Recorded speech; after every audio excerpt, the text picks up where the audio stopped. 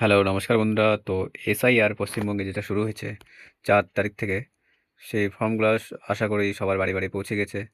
যাদের বাড়িতে পৌঁছায়নি তারাও খুব শীঘ্রই এই ফর্মগুলো আপনাদের যে বিএলও আছে, বুথ লেভেল অফিসার, উনি আপনাদের বাড়িতে খুব শীঘ্রই দিয়ে দেবেন। তো আপনাদের সামনে যে দেখতে পাচ্ছেন এখানে একটা ফর্ম আছে একজনের। তো ফর্মে এখানে লেখা আছে ভারতের নির্বাচন কমিশন গণনার ফর্ম। এখানে ছবি দেখতে পারবেন, একটা স্ক্যানার কোড, আপনার সব কিছু দেওয়া আছে। তো যে অনেকেরই কনফিউশন হচ্ছে কি কোথায় কি ফিল আপ করবো, কোন জায়গাটায় ঠিক লিখলে ঠিক হবে না ভুল হবে, তার জন্য এই ভিডিওটা আজকে বানানো। আমি একদম পুরোপুরি ক্লিয়ারভাবে বলে দেবো। আমি যে বিএলও থেকে শুনেছি কোথায় কি ঠিকঠাক করে বসাতে হবে, কোথায় কি লিখতে হবে, সম্পর্ক কি আছে, আত্মীয়ের নাম কি আছে, সব কিছু আজকে A to Z বলবো। তো ভিডিওটা ধৈর্য সহকারে দেখবেন সব কিছু ইনফরমেশন জানার জন্য। তো প্রথমে আপনারা দেখতে পাবেন জন্ম তারিখ। এখানে দেখুন, আমরা যদি প্রথমে কলামে দেখি জন্ম তারিখ আছে।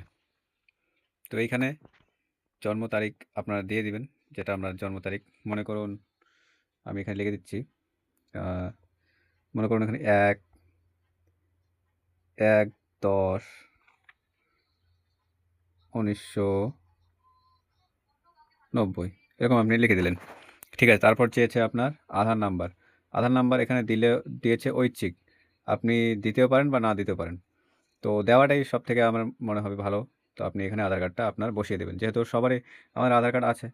তো এখানে যেটা আপনার আধার কার্ড আছে, মনে করুন 8027461668 এভাবে আপনাদের আধার কার্ডটা এখানে বসিয়ে দিবেন। তারপরে যে কলমটাতে আছে এখানে দেওয়া আছে মোবাইল নাম্বার।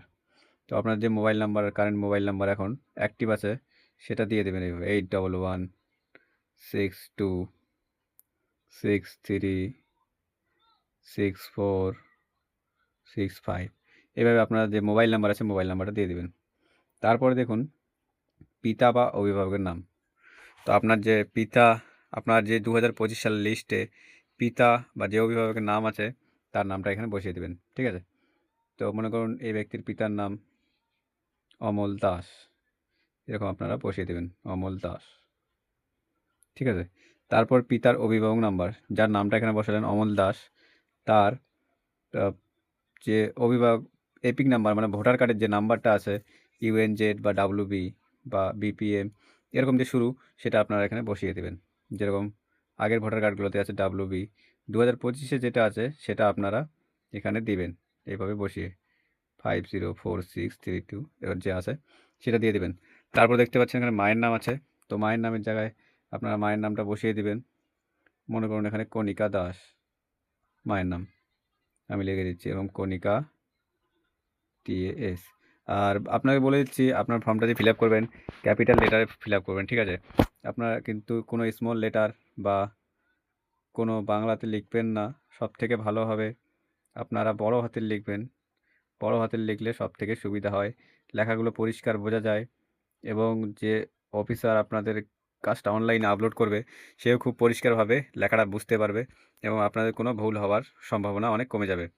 তো তারপর আছে মায়ের এপিক নাম্বার। তো নিচে আমরা একটু যাবো, এখানে দেখতে পাবেন মায়ের এপিক নাম্বার দেওয়া আছে। ঠিক আছে, তো মায়ের এপিক নাম্বারটা আপনি এখানে দিয়ে দেবেন, WB02 যা যা আছে সেটা দিয়ে দিবেন। তারপর নিচে দেওয়া আছে স্বামী বা স্ত্রীর নাম। যদি আপনার স্বামী বা স্ত্রী থাকে তাহলে তার নামটা এখানে দিয়ে দিবেন। ওকে, তার ভোটার কার্ড থাকুক বা না থাকুক, ভোটার কার্ড থাকলেও দিবেন, না থাকলেও আপনি এখানে দিয়ে দিবেন। তো আমি এখানে বসিয়ে দিচ্ছি, মনে করুন এনার স্বামীর নাম, এরকমভাবে সব কিন্তু বড় হাতের লিখে দিবেন, কোনো ছোট হাতের যেন না হয়। ঠিক আছে, যা কিছু আছে সব বড় হাতের লিখে দিবেন। ওকে, এরকম আমি দিয়ে দিলাম। তো মনে করুন তার ভোটার কার্ডটা দেখবেন 2025 সালে এই লিস্টে যেটা নাম আছে, নাম্বারটা আছে epic number, voter card number, সেই নাম্বারটা এখানে আপনি বসাবেন। যেরকম আমি বসিয়ে দিচ্ছি UN/Z 175082 এরকম আপনারা বসিয়ে দেবেন। ঠিক আছে, তো আজকে শুধু এটাই দেখালাম যে প্রথম কলামটাতে আপনারা কীভাবে বসাবেন, ভুলভাল কিছু করবেন না, আর সব কিছু বড় হাতের লিখবেন। তো আজকের ভিডিওটা এই পর্যন্তই। কালকের ভিডিও আমরা আসবো দুটো যে আছে দু পারের নিয়ে, কালকে আমরা ভিডিওতে আসবো। তো চ্যানেলটাকে অবশ্যই সাবস্ক্রাইব করে রাখুন পরবর্তী ভিডিওগুলো পাওয়ার জন্য।